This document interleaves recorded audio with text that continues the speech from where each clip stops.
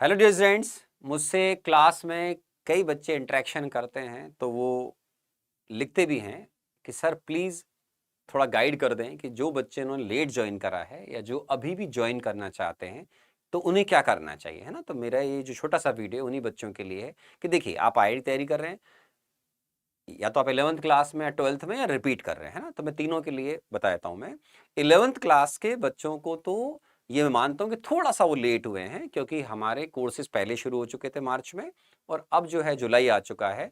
तो ऐसे में एक तो किसी भी क्लास का बच्चा हो 11 12 13 पहले तो डबल हार्ड वर्क करने के तैयार रहो, है ना। और निश्चित तौर पर एक दो दिन में कुछ नहीं हो पाएगा, लेकिन आपको जो मैं बोल रहा हूँ उसको फॉलो कीजिए, काफी इंप्रूवमेंट आएगा। नंबर 1, करंट टॉपिक में आप जहां एंटर कर रहे हैं, हो सकता है वो टॉपिक स्टार्ट हुआ है तो वेल एंड गुड, लेकिन अगर मिड में है या एंड की तरफ है तो मैं आपको सजेस्ट करता हूं कि आप उस टॉपिक की लाइव क्लास करने के बजाय उसके रिकॉर्डेड लेक्चर को देखो, है ना। क्योंकि आपने लेट ज्वाइन करा है, आपको तो काफी पहले से इंफॉर्मेशन थी, बट चलिए किसी भी रीजन से आप अगर लेट हो गए तो सुबह से शीघ्रम बोलते हैं हम कि अब आप क्या करिए, बिना होपलेस हुए उस टॉपिक को स्टार्ट से देखिए। और अगर मान लीजिए आपके टॉपिक 2-3 निकल गए किसी सब्जेक्ट में, तो पहले ये देखिए कि कौन सा चैप्टर ऐसा है जिसके बेसिक्स आपको फर्दर आगे चैप्टर्स में काम आएंगे। जैसे 11th क्लास में मेरा टॉपिक चल रहा है केमिकल इक्विलिब्रियम। अब उससे पहले मैंने 2 चैप्टर खत्म किए मेरे बच्चों, मोल कॉन्सेप्ट और एटॉमिक स्ट्रक्चर। तो मैं सजेस्ट करता हूं कि आप अगर अभी भी लेट ज्वाइन कर रहे हैं या किया है आपने या अभी भी विचार चल रहा है आपका, तो जल्दी ज्वाइन करके आप मोल कॉन्सेप्ट को पहले रिकॉर्डेड लेक्चर से देखिए। और देखिए ऑनलाइन का एक एडवांटेज है कि आपके जो लेक्चर छूट गए उन सबके रिकॉर्ड लेक्चर आपको मिल जाएंगे, तो आप थोड़ा स्पीड बढ़ाकर उन लेक्चर्स को देख सकते हैं, है ना। और उन लेक्चर्स के जैसे मोल कॉन्सेप्ट को आप लर्न कर लीजिए, मोल कॉन्सेप्ट के बेसिक्स आपको हर चैप्टर में काम आएंगे। तो केमिकल इक्विलिब्रियम पर आने से पहले या आप अगर अभी ज्वाइन कर रहे हैं तो केमिकल इक्विलिब्रियम की क्लास करने से पहले आप मोल कर लीजिए। एटॉमिक को हम फिर बाद में कर लेंगे, बिकॉज एटॉमिक स्ट्रक्चर का ऐसा कोई रोल नहीं है केमिकल इक्विलिब्रियम के अंदर। तो अगर फिजिकल केमिस्ट्री के अलावा भी कोई और अदर टॉपिक्स हैं, मतलब सब्जेक्ट हैं सॉरी, तो उन सब्जेक्ट में भी आप ये देखिए कि कौन से ऐसे टॉपिक निकल गए या सब टॉपिक निकल गए जो आपके आगे वाले आने वाले चैप्टर से लिंक्ड हैं, उनको पहले टॉप प्रायोरिटीज दीजिए, है ना। और 12th क्लास के जो बच्चे हैं ये ऑफकोर्स ऑनलाइन के हिसाब से बहुत लेट हैं, लेकिन इन्होंने, क्योंकि सिंसियर बच्चे ऐसा मानता हूं, लेकिन वही प्रॉब्लम्स आ रही हैं ऑफलाइन में ऑनलाइन में, तो ये किसी और प्लेटफॉर्म से दूसरे प्लेटफॉर्म पर जा रहे हैं।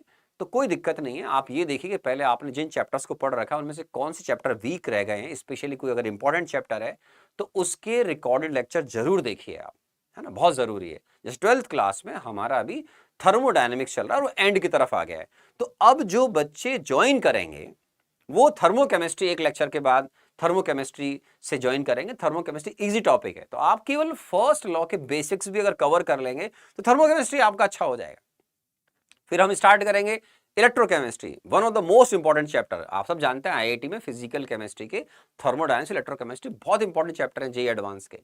तो इलेक्ट्रोकेमिस्ट्री के लिए क्या चाहिए आपको, इलेक्ट्रोकेमिस्ट्री के लिए आपको basics of ion equilibrium, basics of redox, वो आप पहले पढ़ चुके हैं। तो इस तरीके से हमें जो इंपॉर्टेंट चैप्टर हैं उनके लिए कोई ऐसे चैप्टर पहले निकल गए हैं जिनका हमसे लिंक है, इनको टॉप प्रायोरिटीज पर लीजिए आप, है ना। रिपीटर बैच के बच्चों को तो बहुत मेहनत करनी होती है, काफी बच्चे ऑलरेडी ज्वाइन कर चुके हैं। हमारे वाइब्रेंट के बैच को भी जो नहीं ज्वाइन करा वो अभी भी कर लें, लेकिन ध्यान रखिए क्योंकि आप लेट हैं तो आप कभी भी ब्लेम अपने पेरेंट्स पर, टीचर्स पर या किसी को मत करिए। आप हार्ड वर्क करने तैयार हो बहुत पॉजिटिव एटीट्यूड से, और अचानक से कुछ नहीं होगा मेरे बच्चों। आपको कई महीने लगने पड़ेंगे, कई महीने लगकर मेहनत करनी पड़ेगी। टॉपिक जो मैं बोल रहा हूं, रिपीटर बैच के बच्चों के पास एक एडवांटेज होता है। क्या एडवांटेज होता है इनके पास, कि ये कुछ ना कुछ तो जानते हैं। तो दे नो वेरी वेल कि उनको मालूम होता है कि उन्होंने पहले कहां कम पढ़ाई की, कौन से टॉपिक सब टॉपिक उनके वीक रह गए हैं। तो आप स्पेशली उन पर ज्यादा फोकस करिए, है ना, ये आपके लिए बहुत अच्छा रहेगा। ठीक है, तो आप जो ऑनलाइन क्लासेस हैं उसके एडवांटेज को समझिए। रिकॉर्डेड लेक्चर्स अवेलेबल हैं, तो ऐसे में अगर आप बहुत मिड में चैप्टर्स को ज्वाइन कर रहे हैं तो बिना होपलेस हुए, आप लाइव क्लास न करते हुए, मैं बोलता हूं कि आप रिकॉर्डेड लेक्चर देखिए। और अगर ऑनलाइन क्लासेस के जो टॉपिक चल रहे हैं जो आपको आते हैं समझ में या जिनमें आप कंफर्टेबल हैं, स्पेशली 13 के स्टूडेंट्स, यू कैन, बट ये चीज़ एप्लीकेबल नहीं हो पाती 11th क्लास के बच्चों के लिए कि जो अभी आए हैं और जिन्होंने कुछ नहीं पढ़ा है, तो उनको निश्चित तौर पर पहले रिकॉर्डेड लेक्चर से स्टार्ट करना चाहिए और ये समझना पड़ेगा कि जो बैकलॉग है आपका बहुत सारे लेक्चर्स का है, तो इनको खत्म होने में महीनों लगेंगे, 2 महीने, 3 महीने, 4 महीने लगेंगे जब आप बहुत हार्ड वर्क करेंगे। तो होपलेस ना हो, समय है अपने पास अभी, बट थिंकिंग बहुत पॉजिटिव रखें और हार्ड वर्क करने के लिए तैयार रहें। मेरी शुभकामनाएं आपके साथ में रहेंगी। Thank you very much.